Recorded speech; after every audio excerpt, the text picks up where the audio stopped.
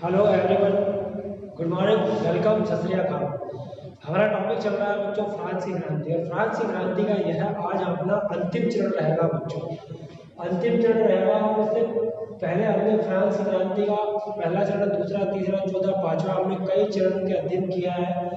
इसको अगर हम शॉर्टकट में अगर इसका पूर्व का अगर एक कहानी बनाई जाए तो सबसे पहले फ्रांस के अंदर एक राजा था। राजा लुई 16 था, अत्याचारी शासक था, लोगों पर अत्याचार करता था।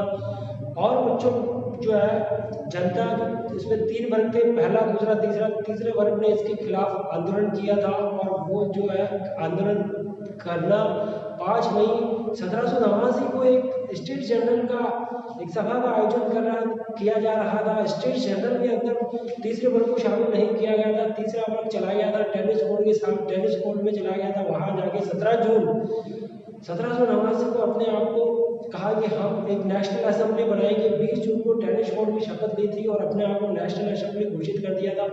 उस घटना के बाद 11 जुलाई को जो फ्रांस का आर्थिक वित्त मंत्री था नेकर को हटा दिया गया था। 11 जुलाई को 14 जुलाई को बास्तिल के दुर्ग का पतन हो गया था, आग लगा दी थी, धुआं निकल रहा था। वहां की स्मृति चिन्ह को पेरिस के मार्केट में ले जाकर बेच दिया था। उसके बाद की घटना देखी जाए 14 जुलाई के बाद 14 जुलाई 1790 ईस्वी को, 14 जुलाई, ध्यान से सुनिए बच्चों, 14 जुलाई 1790 ईस्वी को मानव और नागरिकों के अधिकारों की घोषणा पत्र तैयार किया गया था। ये उसी प्रकार तैयार किया गया था बच्चों, ये उसी प्रकार तैयार किया गया था जिस प्रकार से इंग्लैंड के अंदर मैग्ना कार्टा तैयार किया गया था और अमेरिका में स्वतंत्रता संग्राम का तैयार किया गया था। उसी प्रकार से फ्रांस के अंदर भी मानव और नागरिकों के अधिकारों की घोषणा 14 जुलाई 1790 की तारीख प्रत्येक कॉम्पिटिशन एग्जाम में ये प्रश्न पूछा जाता है। और फिर 4 अगस्त 1789 को सामंतों को ये आदेश दिया गया कि उनके विशेषाधिकारों को छीन लिया जाएगा। उसके बाद जो है ये जो राष्ट्रीय सभा बनाई गई थी, राष्ट्रीय सभा जो बनाई गई थी बच्चों, इस राष्ट्रीय सभा को भी भंग कर दिया गया था। इसके भी 2 दल बन गए थे। एक विधानसभा का आयोजन किया गया था। एक विधानसभा में 745 सदस्य थे।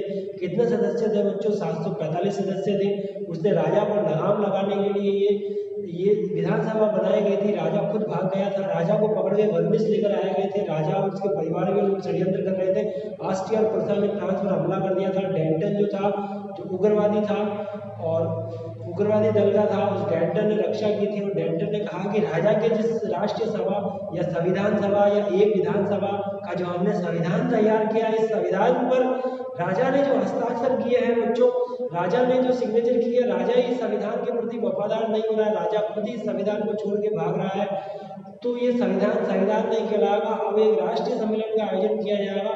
और एक राष्ट्रीय सम्मेलन का आयोजन किया गया था। राष्ट्रीय सम्मेलन के आयोजन के अंदर 2 दल बन गए थे। एक उदारवादी गणतंत्र दल बन गया था और दूसरा दल जो था बच्चों उग्रवादी गणतंत्र दल बन गया था। उदारवादी गणतंत्र दल के नेता गॉर्डनिस थे पहले नंबर पे, दूसरे नंबर पे बर्सिट था और तीसरे नंबर पे आइनोड था। 3 ये थे। और इधर जैकोबिन दल की जो थे कॉर्नेट था, डेंटन था।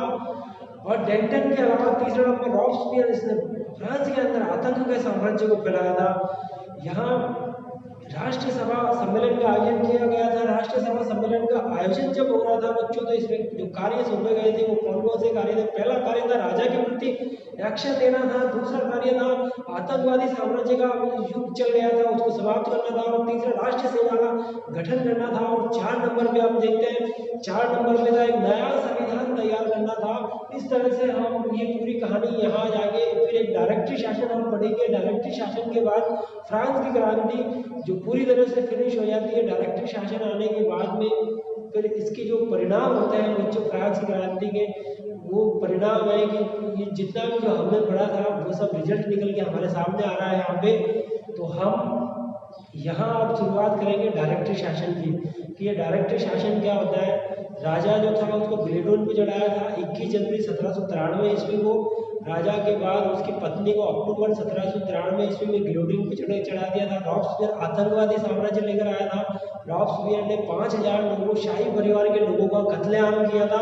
रॉब्सपियर को खुद थियोडोरिन जो रॉब्सपियर के जो दुश्मन थे उन्होंने एक षड्यंत्र किया था जिसको थियोडोरिन का षड्यंत्र कहा जाता है। उस थियोडोरिन के षड्यंत्र ने क्या करा था बच्चों, एक जो है रातों रात ही रॉब्सपियर को धोखे से हत्या कर कर दी थी और रॉबस्पियर के आतंकवादी साम्राज्य को समाप्त कर दिया था, सत्ता बदल दी थी। जहाँ देखो जहाँ जनता जो थी, जनता को कुछ भी अधिकार नहीं मिल रहे थे, राष्ट्रीय सभा बनाई गई थी, संविधान सभा बनाया गया था, जनता तीसरा वर्ग जो था, जनता को कोई अधिकार नहीं मिल रहा था, वहाँ भी अमीरों को चुना गया था। यहाँ राष्ट्रीय सम्मेलन का आयोजन किया गया था, उसमें रॉबस्पियर जरूर जो था उसको निम्न वर्ग का जनता का समर्थन प्राप्त था। बाद में डायरेक्टरी आ गई थी, ये भी भ्रष्ट थे, अमीर लोग थे, अमीरों का साथ दे रहे थे। 2/3 बहुमत जो था वो कुलीनों और पादरियों का था। तो अब हम डिक्शनरी, ये जो बच्चों डायरेक्टरी शासन होता है, डायरेक्टरी शासन जो होता है उसका हम आज अपनी क्लास में अध्ययन रहेगा कि ये डायरेक्टरी शासन क्या है। ये फ्रांस की क्रांति का अंतिम चरण रहेगा बच्चों, और सबका ध्यान कहाँ रहेगा, बोर्ड के ऊपर।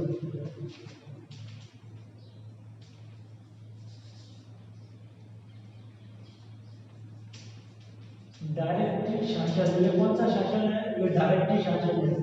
डायरेक्टरी शासन में हम देखेंगे कि इसमें 5 लोगों को कार्यकारी, 5 लोग जो है वो डायरेक्टर बनाए गए थे। वो क्या बनाए गए थे, वो डायरेक्टर बनाए गए 5 लोग, और ये 5 लोग इस डायरेक्टरी शासन का कार्यभार संभालेंगे। और इस डायरेक्टरी शासन के अंदर क्या हुआ बच्चों, एक विधानसभा बनाई गई थी, एक विधानसभा का निर्माण किया गया। एक विधानसभा, इस विधानसभा के अंदर क्या होता था, 500 सदस्य होते थे और यहाँ 250 सदस्य होते थे। ये पहला सदन 500 सदस्यों का कहलाता था और दूसरा सदन 250 सदस्यों का कहलाता था।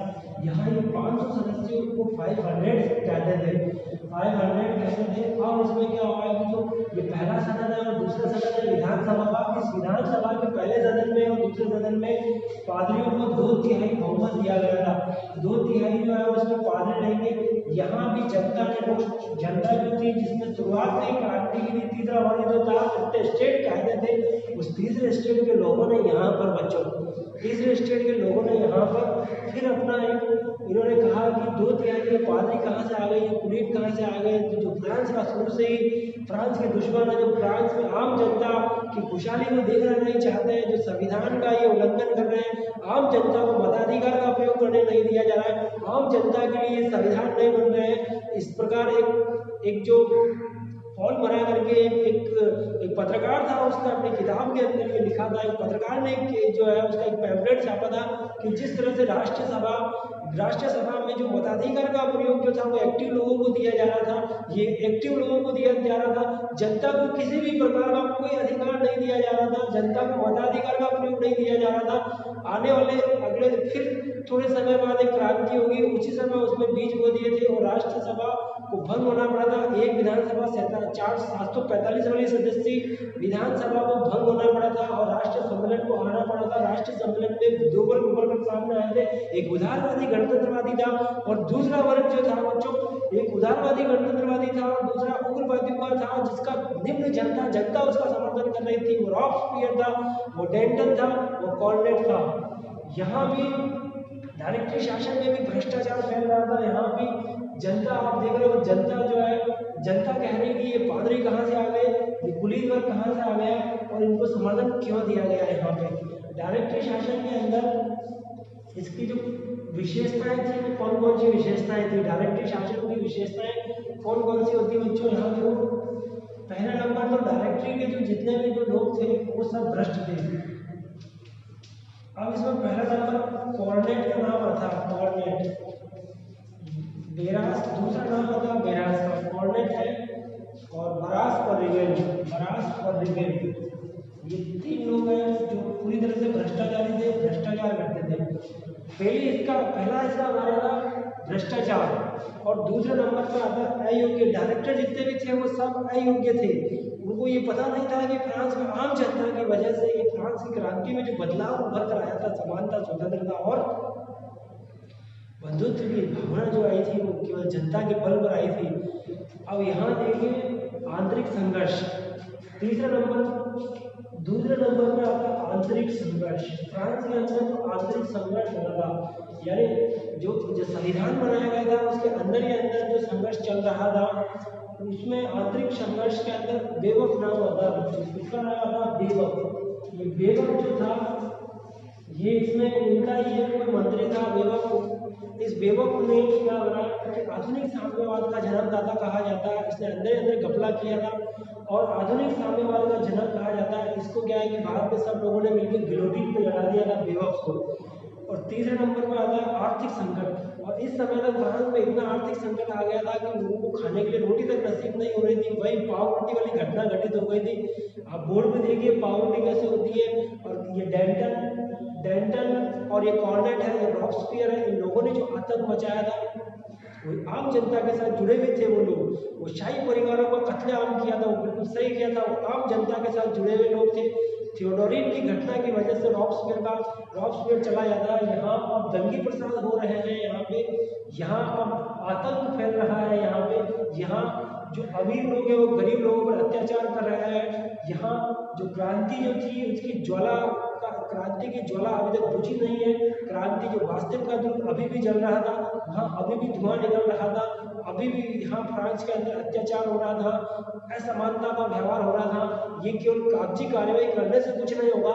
अब यहाँ पर जो विद्रोह फैल रहा है, इस विद्रोह को समाप्त करने के लिए कौन आया था? नेपोलियन बोनापार्ट आया था बच्चों। और यहाँ पे विद्रोह शासन आया था। और डायरेक्टर शासन का अभी हमने पूरा डिटेल से हमने अध्ययन किया था कि ये डायरेक्टर शासन आया था।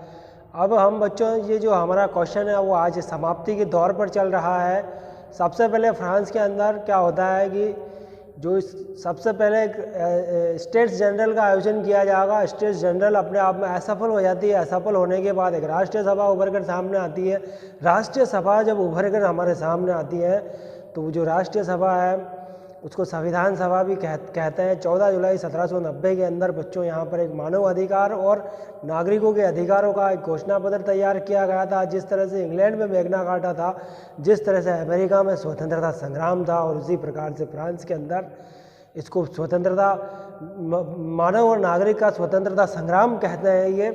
उसके बाद में फिर राजा का हमला हुआ था। आस्तिक और प्रसा ने फ्रांस पर हमला किया था। फिर डेंटन आया था। डेंटन के बाद में डेंटन के बाद में यहाँ बच्चों डेंटन के बाद राष्ट्रीय सम्मेलन का आयोजन किया गया था 1792 ईस्वी के अंदर। 1792 ईस्वी में एक विधानसभा का गठन किया गया था। फिर बाद में 1792 ईस्वी के अंदर 2 दल बन गए थे। पहला दल कौन सा था, दूसरा हमने डिटेल से अध्ययन किया है। उसके बाद में जब ये 2 दल बन गए थे, राष्ट्रीय सम्मेलन के 4 कार्य थे। राजा के प्रति एक्शन लेना था, राजा को गिलोटिन पर चढ़ाना था। 21 जनवरी 1793 ईस्वी को लुईस 12वें को गिलोटिन पर चढ़ा दिया था।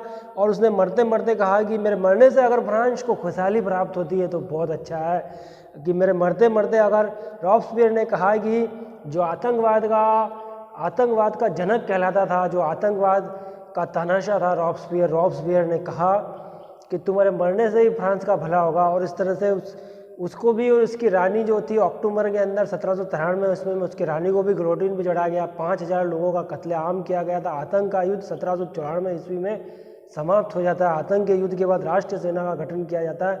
7 लाख सेना इकट्ठी की जाती है। मार्शल गीत गाया जाता है और जनता में एक जोश होता है। समानता, स्वतंत्रता, बंधुत्व का नारा लगा रही थी जनता।